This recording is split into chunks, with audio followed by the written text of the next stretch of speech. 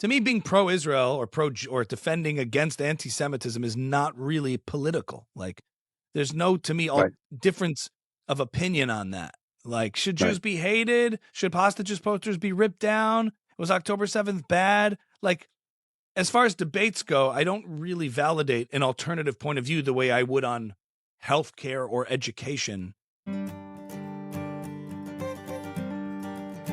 Shalom, friends. Welcome to Orange Socks, a podcast celebrating Jewish creativity. I'm your host, Yitzchok Moully, inviting you to join me in exploring the soul of Jewish expression. Shalom, friends, and welcome to the Orange Socks podcast. And I got a very special guest for you today. And I'm here with, on the other side of the camera, with Ami Kozak. Ami, shalom, shalom. How are you? Good to be here. Thanks for having me. Absolutely. It's an honor. It's a pleasure. You're a man behind the mic a lot. So it's good to sit down and talk creativity. This is the Orange Socks podcast, and really it's an exploration of the intersection of Judaism and creativity, and how they overlap, they impact each other, and the Orange Socks has been a work of mine going back a long time. Yeah, I should know. I have a piece. That's how we first, I think, met. Was the Orange Socks piece? Yes. Orange Socks. So exactly. Yes. Good. Well, I'm honored. Orange Socks finding your individuality, and I first came across your work, I think, with Distant Cousins, which I've been a fan of theirs since Yours or Theirs. So what was your creative journey? Creative journey started, I'd say, socially I was always funny, but professionally, music was the first orientation for me. That was the initial sort of induction into the creative world, was through music. Because for me, comedy was something I did with friends and family. But with music, I always sang as a kid, and I sang in the choir when I was a little kid, and I really was moved and drawn to music at a very young age, and then began studying music, learning instruments, learning the bass guitar as my primary instrument. And so I approached things as a singer and bass player, and had the classic 90s kid evolution. You form a band, play in high school, you jam with friends. That's what we did. There wasn't social media or any of these distractions. There was, the currency was, jamming, snowboarding, doing things outside and jamming inside. So, that's what I was drawn to. And, the process of making music, that was what that was the craft, of learning an instrument, writing original music at a very young age, whether it was just like kind of band type stuff, jam band type of stuff, or songs, it was playing a Battle of the Bands in high school and competitions. And then I was drawn to that in a very serious way.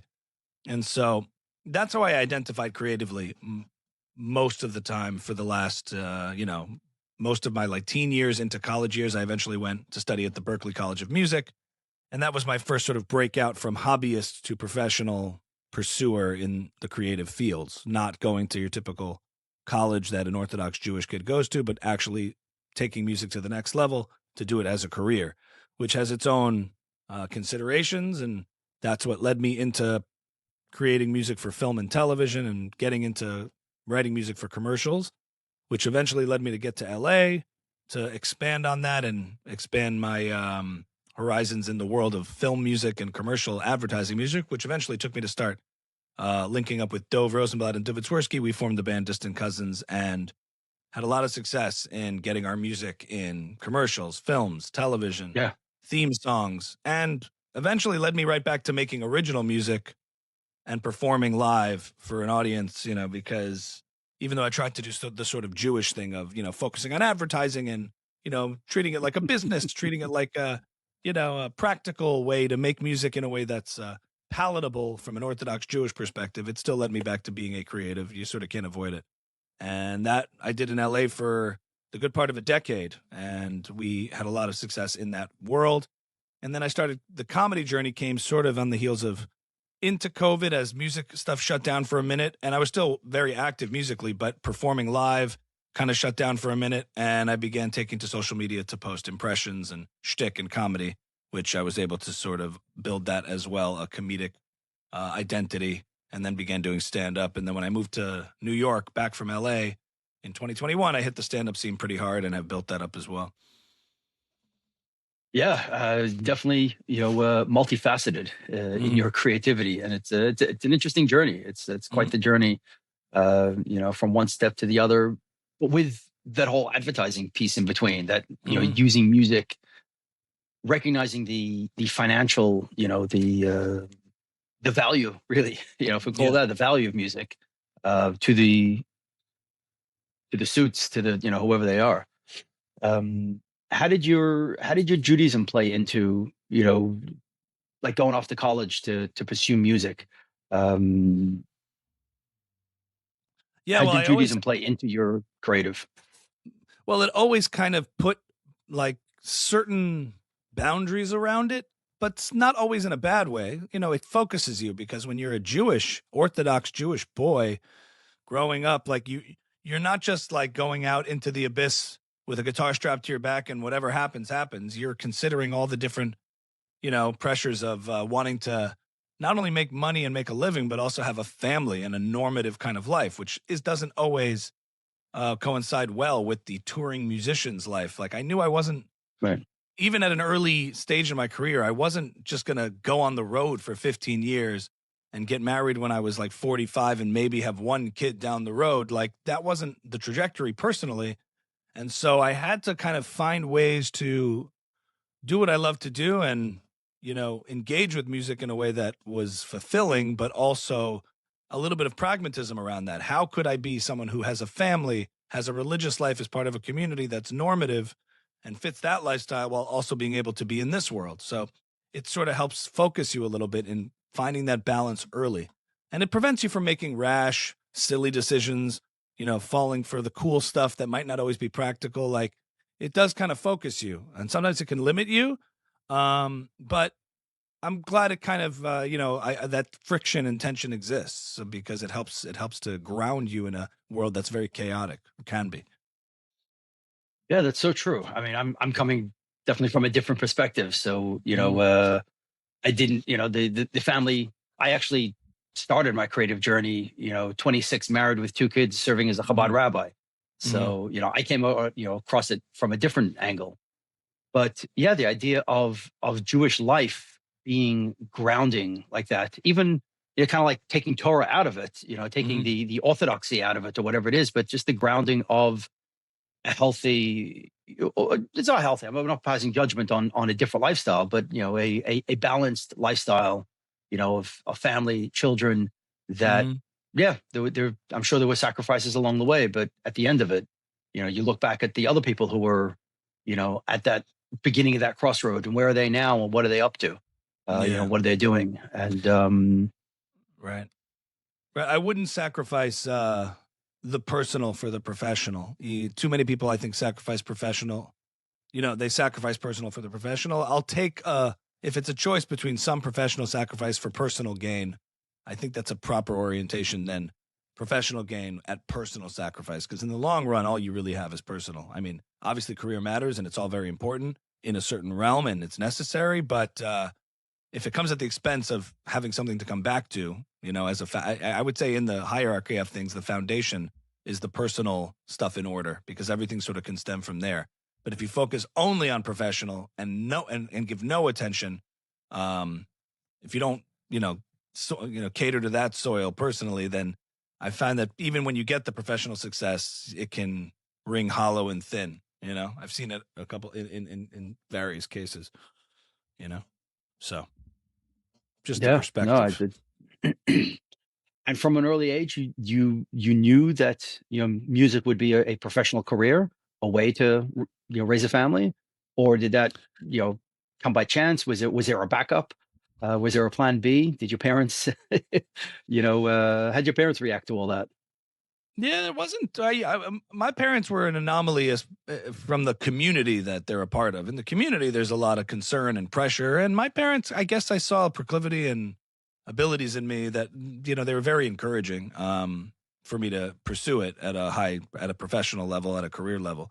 So in that sense, I was lucky to have that, and they were just kind of always encouraging. And my dad, my father, over the years, always made sure to bring up the practical realities and keep your eye on the ball and make sure take some business courses while you're in college too. The eye on the ball is like a big ball of cash, like be oriented in that way, which I sort of get. But yeah, it was very yeah, I didn't have a lot of patience or threshold for the other stuff. It would for I guess it's a blessing and a curse to know exactly what you're supposed to do. It's a real blessing to know what you're kind of meant for and supposed to do and what your purpose is. You don't have to ask yourself that question. And the curse to that is it makes it very hard to do other things.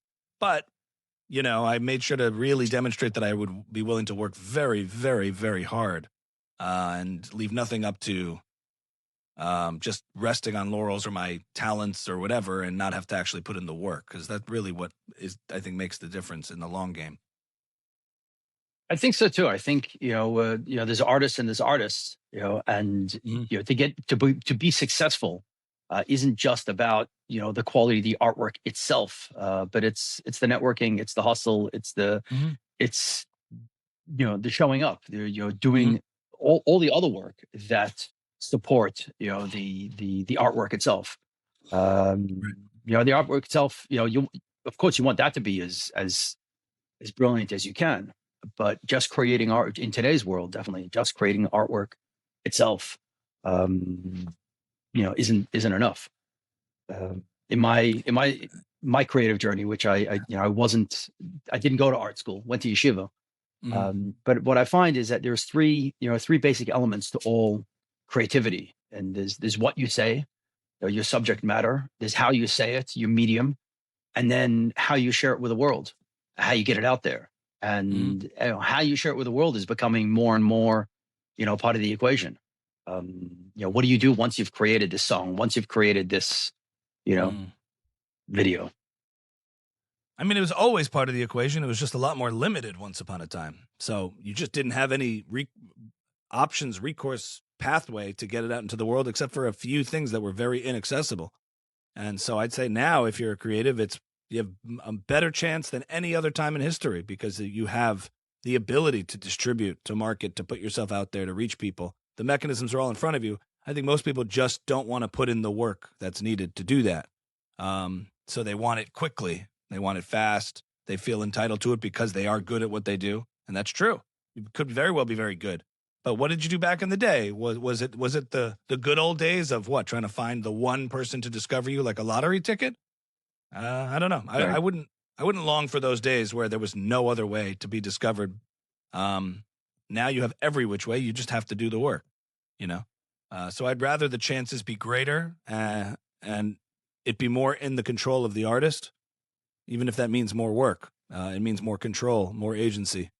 I'd much Yeah. rather that than the old days of crossing your fingers and hope you get discovered at the right gallery at the right time, like it's some cinematic movie. You know. Right. Well, Mm-hmm. I definitely agree with that. I think one thing you need to be able to do is rise above the noise. Mm-hmm. That's the flip side of that is everybody is, an influencer. Everybody's, sharing, saying something. So you got to be able to, rise above the noise. And yeah, it takes effort. It takes Mm-hmm. consistency. Um, yeah, and to be there in the long run. It's even when the going's tough. To keep at it, to keep going. You have no other Very option. You know. yeah. Every environment has its challenges in a way. You know. Once upon a time, you had to try to get on a sitcom if you wanted to be if you wanted to get an audience, you had to go where the audience in the intention was. Back in the day, it Right. was networks. Back in the day, it was a sitcom. I never liked the whole artists who come up in one environment, like knocking the new environment that new artists have to come up in. Like every environment kind of changes, and you have to work within those parameters to succeed, thrive, and find your audience. And I would say now the audience is much more accessible than ever before. All you need is a phone. Yeah. Yeah. Very You much know. so. Yeah. Yeah. And also, as you said, a '90s kid, you saw the Mm, other side. You saw the evolution of all these tools. That like, wow, we could do this. Like, yeah, there's never been a time where the mhm. tools were from editing, GarageBand, the app, so many things to posting to creating the Mhm. cameras. It really is. It's a great time to be able Yeah, to create and get I'm out there. much I'm much more positive, is that the word bullish about technology and the use of technology and the benefits it's had for artists? Because everybody focuses on the negatives, the devaluing, the saturation. It's like, yeah, all right, but I'm coming to you from a studio that I put together on a camera that I have, from a platform that I'm building myself, unheard of. Couldn't make albums back in the day. You couldn't make anything. What could you do? You were trapped. And then what? You want the days of the one hit wonder that gets trapped by labels who own their masters and they can't do it. It's just like, pick your poison, man. It's way better. Way better. I'll take this Yeah. alternative. So Yeah. I'm generally much more positive about it.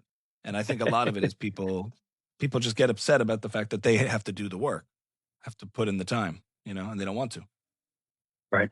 Yeah. Yeah. No, there's no shortcuts. There's definitely no Hmm. shortcuts. Not then and not now. And maybe then, Right. whether it was winning a lottery ticket or not, but there was definitely work. You got to be at the right place at the right time. There's definitely a lot of work Hmm. to that.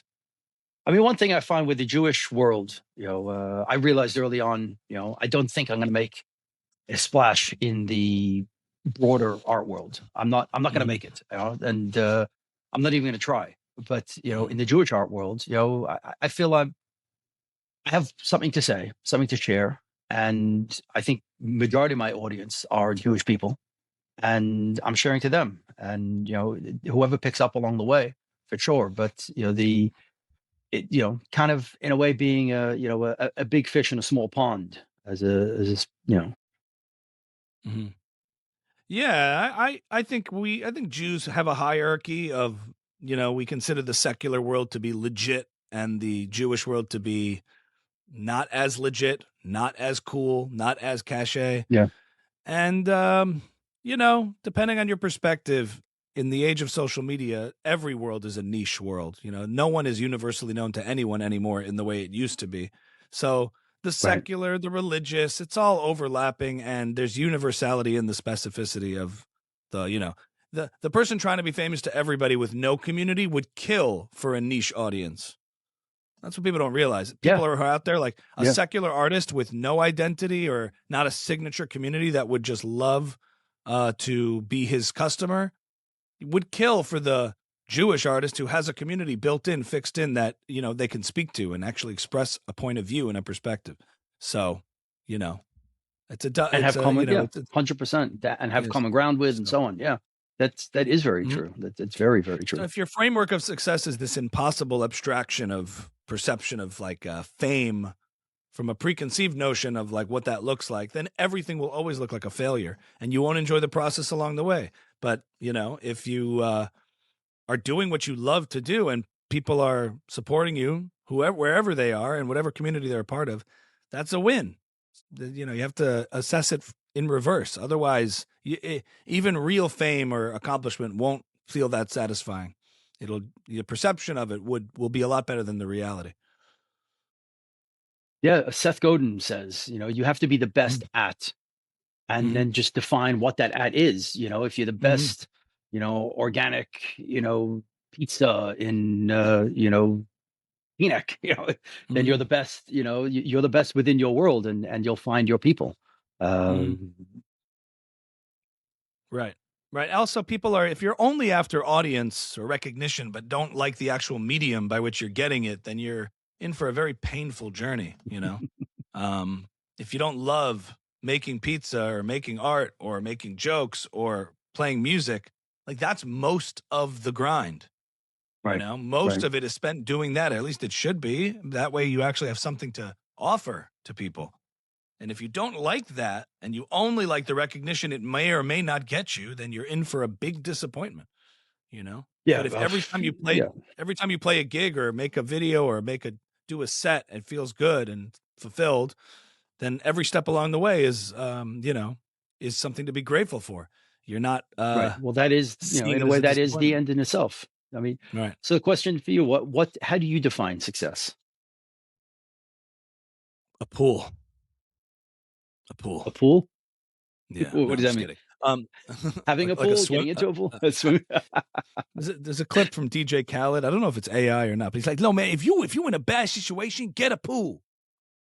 Get a pool, man, because Get a pool. the thing is, people complaining about things, they don't have a pool, so you got to get a pool." Yeah. Um, And then you get a pool and you find out how much work that is. yeah, yeah. I mean, it's always to me the biggest bracha is that when I wake up in the morning, I kind of know what I'm supposed to do, and I don't have questions about if I'm doing what I should be doing. Should I be doing this? The alignment of like my abilities, skills, talents, whatever they may be, in like working with my orientation of like the effort and stuff that I'm putting in, being able to put that effort into things that I feel like I'm supposed to do and I'm meant to do, and that nurture that is, I don't take for granted, having that. That's in a sense, I think, having an audience recognizing the things I'm doing that are in sync with what I think I'm supposed to be doing, for that to be, simpatico. That's a real to me, and then I'm fulfilled by it, and people are willing to pay to see me and hire me and want to come to shows and want to enjoy what my like output artistically is. Right. I don't put any sort of metric on that other than if you're able to do that, that's the whole thing. Right. You know. Right. So switching gears a little bit. I mean, Mhm. how has post October 7th impacted what you do and how you do it?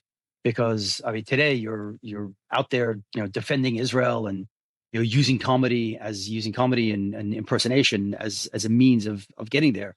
But you're very vocal, and Mhm. political, and so on. So how has that changed? What's the before and after for that for you? Well, I think the stakes feel a little higher. Before was like a just for fun playground of what I did professionally. You know, was in a state of the world that felt that we all had similar values. Everybody sort of agreed on basically the same things. There's obviously enemies of the West, but they're far away, and we're all basically on the same page. And so if I'm going to make fun of somebody, which I'll still do today, but the subjects of my ridicule or whatever were mainly just for fun. There wasn't much else to point out in the absurdities of things. If I was like, more of the impressions I did were forms of flattery. And now Right. sometimes you can use it as it's a way of exposing the truth. But if a person's not a bad person, then the truth of them is just an exaggeration, and there's nothing else going on there that you're trying to do in terms of an agenda. But if you're using satire, that's necessary now to expose, you know, nefarious people or villainous people. It takes on a different has a different effect and a different impact and a slightly different function. You're still exposing the truth, but it depends on what the truth of a person is and what they're doing. Um, the stakes feel a little higher in that sense. I wouldn't have ever classified myself as an advocate or an activist, but you kind of have to do what's required in the environment you're in. And I didn't, shy away from giving my political opinions before October 7th, but I didn't use my entertainment platforms as a means to express them, except when you now find yourself in a world October 8th. It's not just about making jokes anymore. There's some bigger fundamental things that feel shaky and vulnerable and fragile that might need to be restored before we can all just start joking around. That's not to say I'm not still having fun and doing what I'm doing.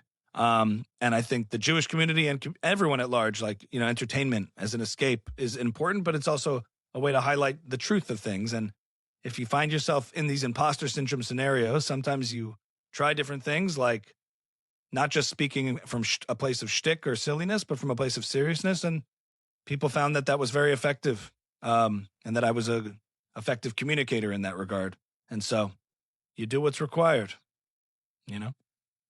Yeah, very well. Thank you. I don't know if I hide behind my canvases or whatever it is, but I'm not a political person. I'm not out there, sharing to the same degree. Right. I haven't created that platform. I'm not trying to create that platform, but it's Yeah. wonderful to see, Well, you I and happen to others like be you a junk. Yeah, I was, doing that. How has your audience changed? Have you? well, I happen to be into that stuff anyway. It just wasn't, Right. it wasn't something I put in the form of any sort of public expression. I mean, I talked about it on podcasts and things. I was into political ideas. I knew this space pretty well beforehand. And that was just sort of like, if you knew me, you knew I was into that stuff. It wasn't part of my public persona. I wouldn't intentionally withhold it. It just, there was no reason. There was no purpose for it. There was no avenue or wasn't drawn to have to talk about politics. I was doing shtick. So that was, they were sort of compartmentalized, or compartmentalized, as Candace would say. But I would say that my audience in the initial days after October 7th, you see a little bit of a shakeup in people leaving a couple thousand, 10 or 15,000 dropped off. But, whatever. If you have an issue with, to me, being pro-Israel or defending against anti-Semitism is not really political. Like, there's no, to me, difference of opinion on that. Like, should Jews be hated? Should hostages posters be ripped down? Was October 7th bad? Like, as far as debates go, I don't really validate an alternative point of view the way I would on healthcare or education or even abortion. Like, there are political issues in which good people disagree. And then there are issues in which good people have an opinion and bad people disagree. And so I didn't take a position of like, I'm going to become political now. This is just basic decency, basic morality I was defending. And I felt that Israel, the conversation around it, gets dragged into becoming politicized when really a lot of it stems down to, do you support basic Western values, civilization versus barbarism, savagery, or, the people fighting against it? And that was sort of very basic and obvious to me. Yeah, I thought that, with October 7th itself, like finally the world can see, as you said, barbarism for what it is. The Russia-Ukraine war, like who's right, who's wrong. It's all it's nuanced, but like here it's black and white. I mean, there's literal barbarism versus Western society. So I thought to my, my naivete that the world would see the truth. But that's the constant job to share the truth. To put it out there. I never took it as like, I'm going to take a political position now. Obviously it gets put in that lens, but to me, I'm like, this isn't political. We're not having like a political, I was not interested in, especially on October 8th, 9th of 2023, like having discussions on the nuance. I'm like, this is pretty obvious stuff here. So. We're Jewish, we're proud. And, I share, I don't do what you do, but I have my art, I have my, an October 7th memorial. I have actually an October 8th piece, about Jewish resilience that I'm working on. My menorah. So we each of us have to, share our light, share our voice, with the gifts that we have. Yes, for sure. I think it's good for artists, especially to, serve as a vehicle, not just to be demonstrating and defining ourselves by what we're fighting against, but rather what we can produce, what we can make, what we can contribute. Like, there's been an outpouring of that in the post-October 7th world, which I'm very, encouraged by. Like, Distant Cousins did an album that was sort of hybrid English and Hebrew, taking some ideas from Tehillim and other things and being able to express that. And I think it's sort of, October 7th changed for me as an artist in that it really melted away any barriers I had to concealing or shying away from being proudly Jewish as an artist. Like, I didn't care. You throw a Hebrew verse in there, great. Let's mix it up. Like, I don't have to try to pass in the non-Jewish world to be legitimate as an artist who just happens to also be an Orthodox Jew if you find out the details. I think Jews exist like that, where we have our personal private lives and then we try to get out there, especially as an artist, and pass as a secular artist or a legitimate artist. And those kind of divisions or hierarchies of legitimacy kind of really disappeared for me. Yeah, and so many Israeli artists, so many Jewish artists, who were out there in that bigger arena were canceled. And you were just canceled because you were Jewish. You were canceled just because you were Israeli, irrelevant of your political opinion itself. So, those who are going to hate us, they're going to hate us. So, we got to stand up proud. We got to, as you said, add those words, add the Jewish lyrics to the song. There's been a real renaissance. See who we are. It's been a real renaissance of Jewish art, music, and culture, and even pre-October 7th with the stuff, whether it's Yishai Ribo, Omar Adam, like there's a lot of enthusiasm about proudly Jewish, unapologetic art, music, all those kinds of things that have, I think, found audiences because of social media, because every sort of art has found its audience or has the ability to. So it all kind of complements each other, you know? Yeah, very, very much so. It's as you said, to wake up and to know this is what I got to do. This is my mission.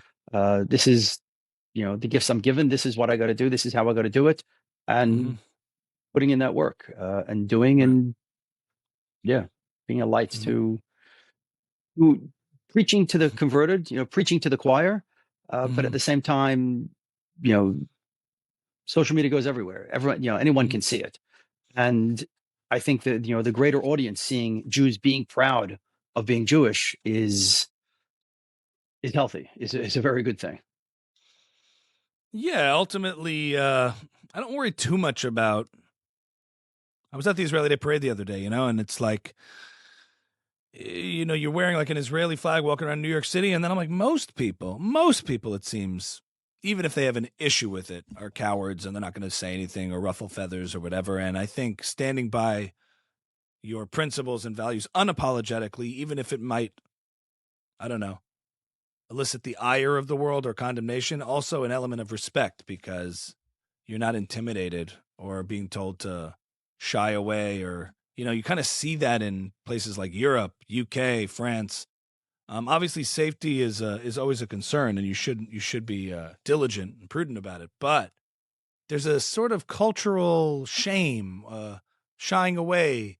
We don't want to, we don't want to make too much of a thing, make too much of a splash. And we don't want to bother anyone. And, I'm not trying to go the opposite way and provoke anything, but I think when you make those efforts to appease your enemies, you embolden them.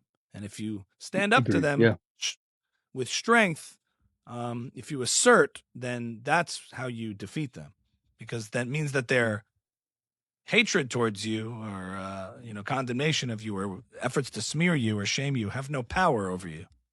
And so that's how I think you stand up against that. absolutely. Yeah, 100%. Yeah.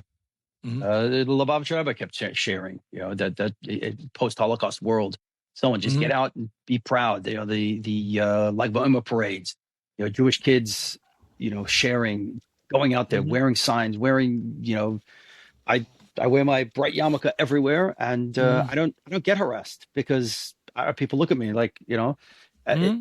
I'm not going to get intimidated. I'm not going to, they're not going to sway my opinion. They're not going to change me by coming and yelling and so yeah, Yeah. I started standing wearing up proud. an orange keffiyeh just to mess with people. They don't know what to make of me, you know. That should be your next line. There's a lot of swag and Uh, wardrobe for you to make for orange keffiyehs. But yeah, orange yeah, I get. is exactly. Mhm. So where that's my other a thought for you. The changing the conversation again is Mhm. where do you get your ideas from, and your creative process in that regard in terms of say your stand up. Mhm. Um, It's you have to just go at first with, when it comes to comedy, a lot of stand up is really rooted in good writing. I mean, you have act outs and performance and all of that, but really good writing. It's like the fundamentals. Just like in any medium, beneath what looks like a simplicity is a lot of sort of complex, thought out care and craft to make something look like it's simple and just happening in front of you.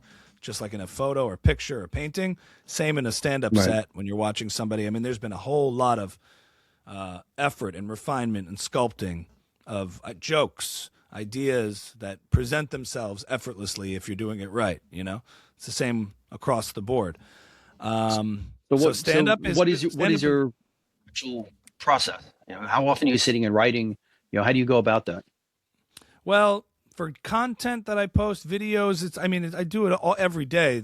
So I have documents and notepads of ideas that I'll put down, sketch ideas. If I come up with premises for videos, ideas for videos, I put in like a little daily document of stuff, and a lot of the a lot of the impression type bits and sketches are improv, but they're based on certain arcs and formats. So there's a written sort of outline. I don't write line for line, but I can sort of channel the different characters in various scenarios, and that sort of helps define what a video is going to be. I take that to the stage. You have to do a little more exposition and explain to an audience and set it up for what's about to happen. Otherwise, it just looks like it's not a 1 minute video comes and goes and has a lot of subtext there. But in stand up, you have to create that entire thing in real time using only words. You know, you're not watching a video, you're not looking at a title, you're not looking at costumes. There's no cuts in between. So with stand up, to bring impressions to life in a stand up set is a different animal, but it can work, but you have to set it up properly. And there's a whole craft of joke structure that you learn as you do it, you know, writing the proper setups and punchlines and callbacks.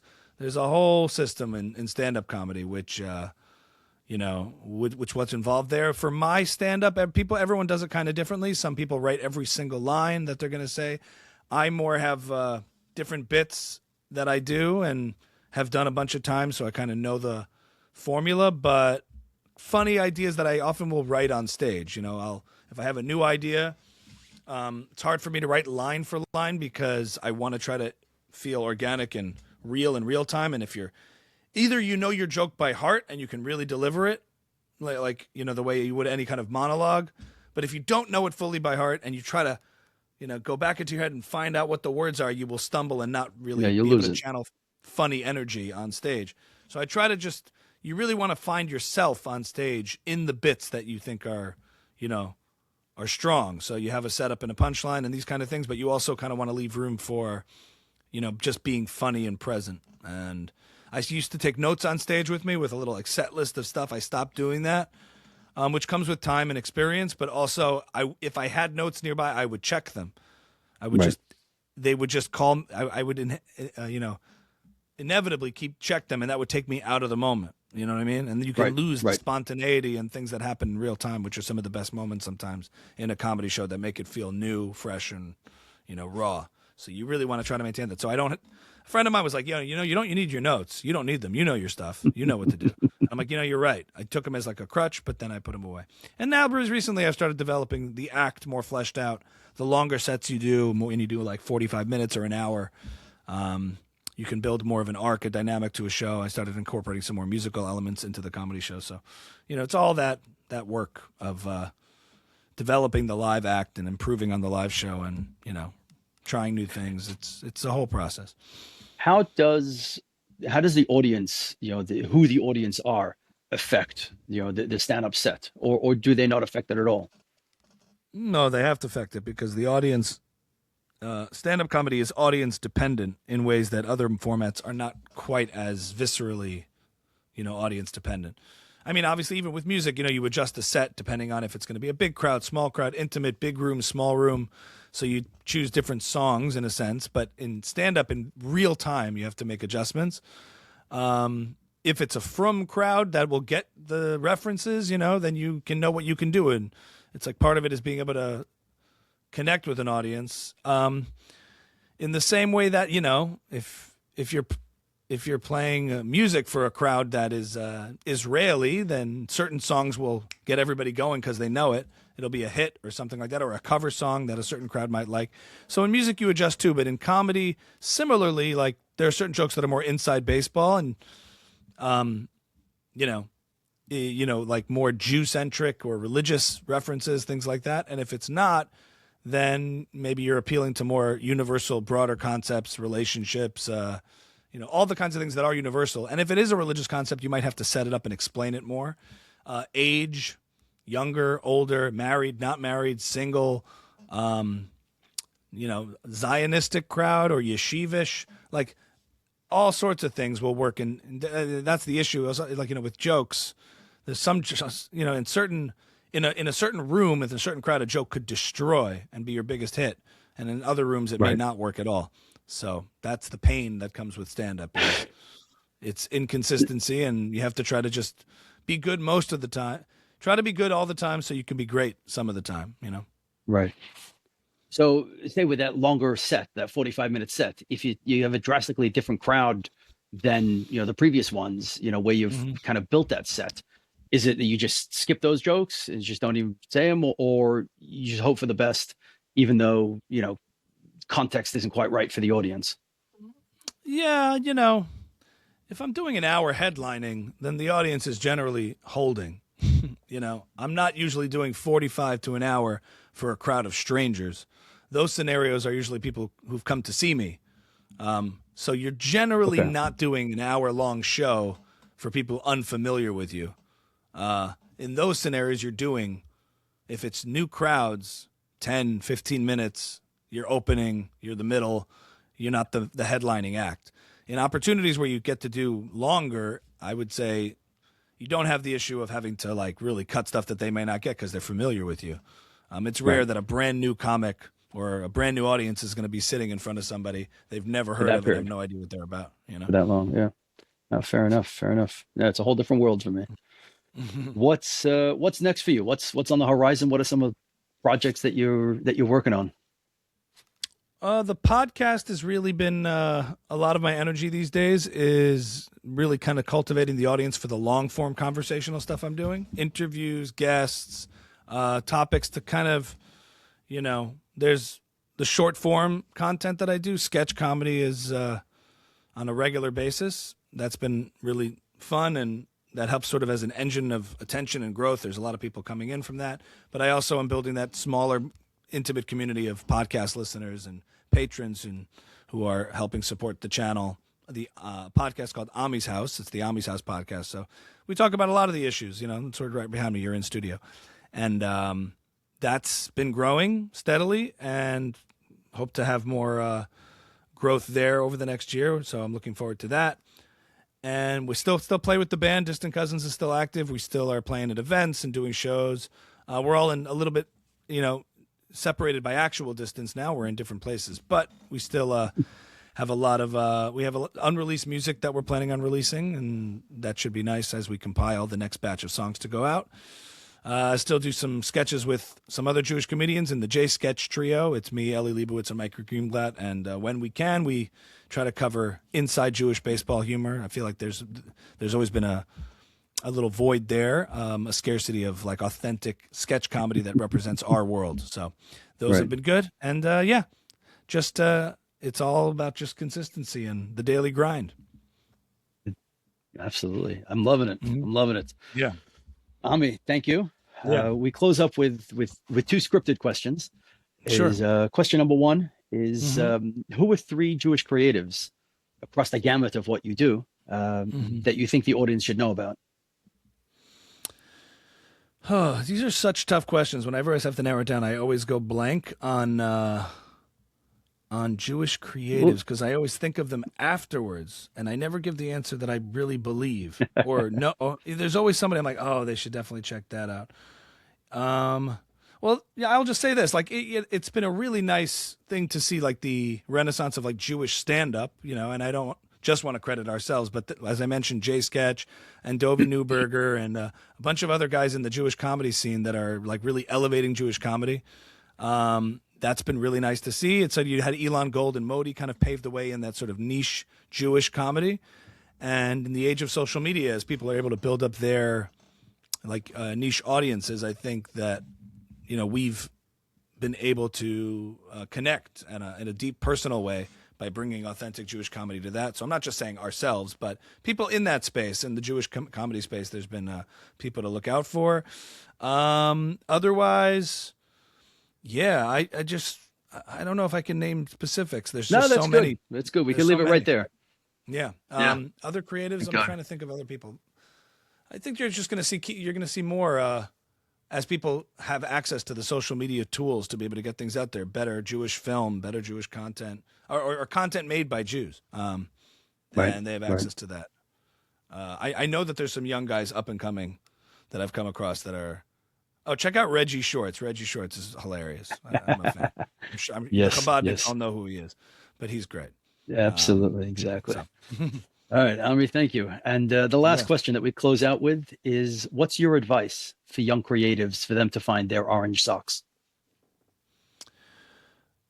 Find your orange socks. You know, you really have to love the process and be patient and consistent. If I had one word, it's consistency. If you do something over and over and over again, you will get better at it. And it's not about quality over quantity or quantity over quality. It's quantity leads to quality. So whenever you start at something, you're going to start by not being very good at all.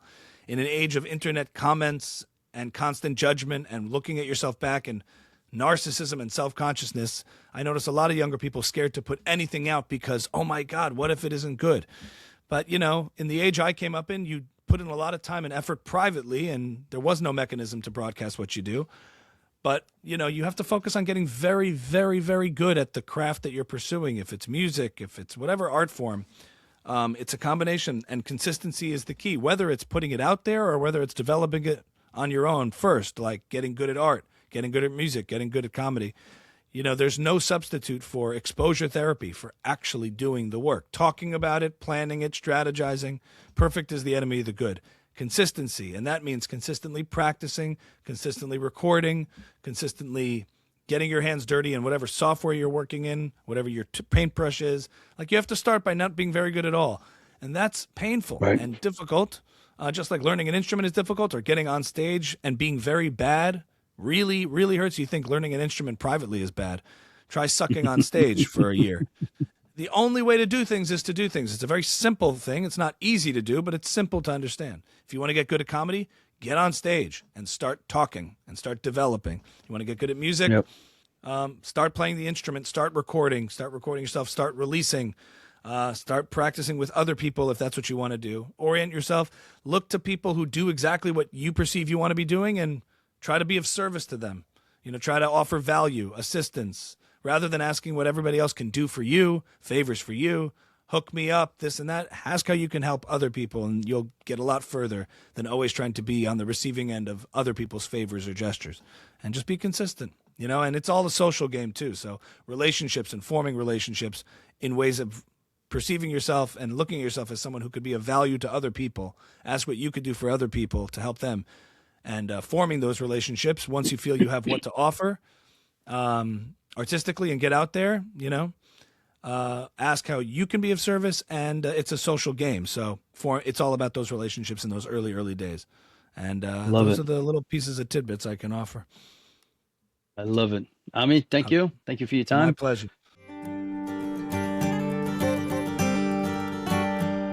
היום